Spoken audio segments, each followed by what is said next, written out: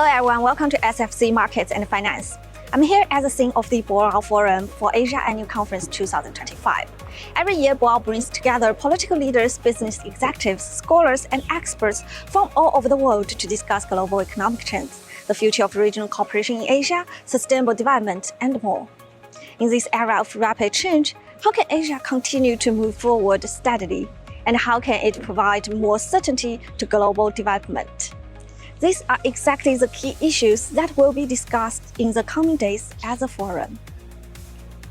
Early this morning, the Boao Forum for Asia Annual Conference 2025 press conference took place, featuring the launch of the Asian Economic Outlook and Integration Progress Annual Report 2025.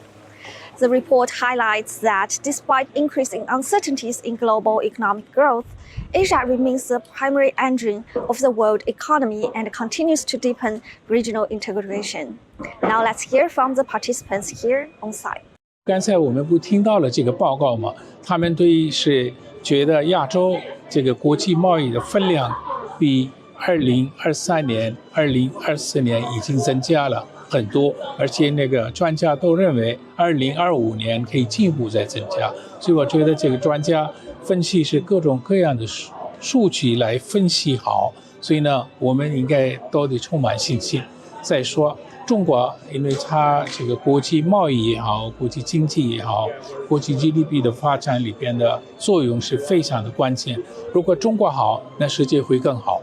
我们呢，不仅是 DeepSeek 吧，整个这个创新中心都是现在移动到亚洲来了。那么这个亚洲里边呢，中国的这个大湾区是重要的一部分，所以我相信将来在创新的领域方面，中国会做得更好。Just as I said, that China is playing the key role in global transformation. China's economy is a driving force for the global development. So if China's economy is stable, developing, it will bring stability to the global economy. As we look to 2025, the global economic landscape is shifting. We face challenges like rising protectionism and complex geopolitics. Yet, Asia continues to seize opportunities in innovation, sustainability, and regional cooperation. In general, the major initiatives in matters of cooperation, global cooperation, there are many main initiatives that are important.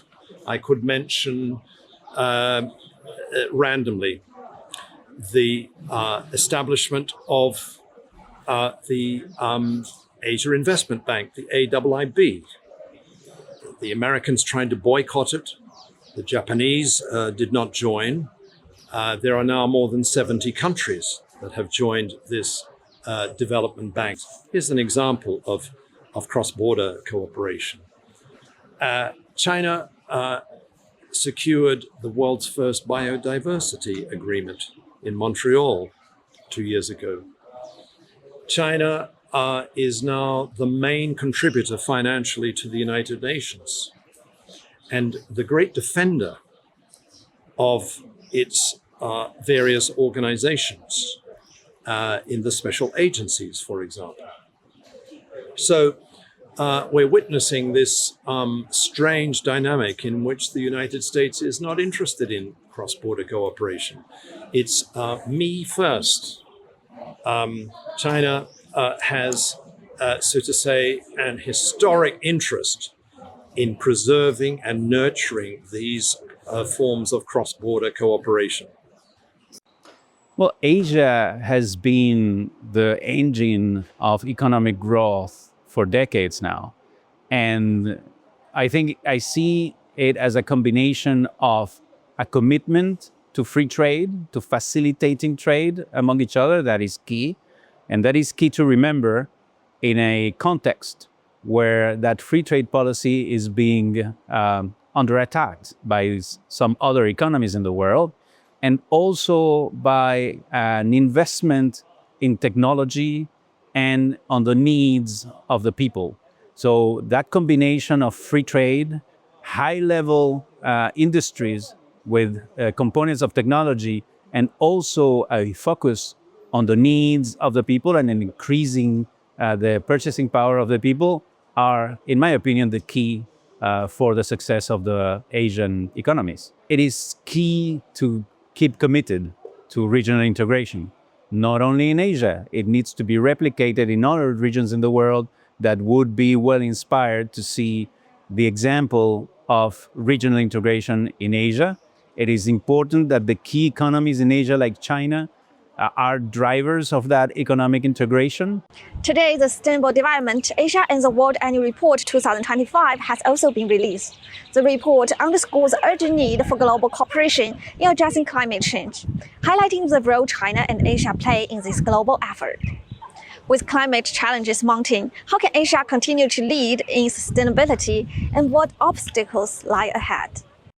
Obviously, the current geopolitical situation complicates any discussion, any global collaboration on climate. But my hope and my belief is that so much is ongoing, so much is happening, particularly in Asia, and that will overcome, I think, these hopefully short-term disturbances.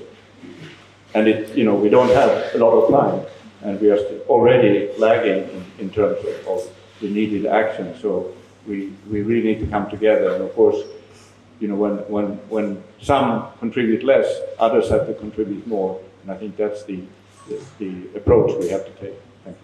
So on China, I think China's course is very steady. There have been very clear announcements of what the targets are. I think you have overachieved when it comes to the green technologies. Amazing progress. It will overachieve your own objective. That's not important just for China. That's important for the rest of the world. And I think there are a lot of lessons, good and bad, but lessons from China that could be very helpful for other countries in the emerging and developing world to achieve the same outcome. Asia is obviously very heterogeneous. You've got an enormous number of countries, some of whom are global emitters and global leaders, and others who are very low-income countries with high levels of poverty. So there's been quite heterogeneous, different progress amongst different countries. One of the areas that, in some senses, some countries have made progress on is on the protection and conservation of biodiversity. But that is an area that some other countries have deteriorated. You see some countries like in East Asia, Japan and Korea taking leads on investment in technology and green jobs. And China, of course, taking a big lead in terms of renewables. So there is very significant progress in some countries. The global economy, yes. So interesting, there's a philosopher, one of the top philosophers globally, he said there's two main threats to the human race. One is climate change, the other is AI. So there's a massive upside to AI, and there's a massive potential downside to AI. I think the biggest risk to the globe on artificial intelligence is that it exacerbates inequality. I actually don't have a crystal ball when it comes to AI, but it is a priority of GGGI because we recognize there are huge benefits. One thing I would say is in terms of the energy cost, it has really significantly increased energy demand. It's by a huge quantum.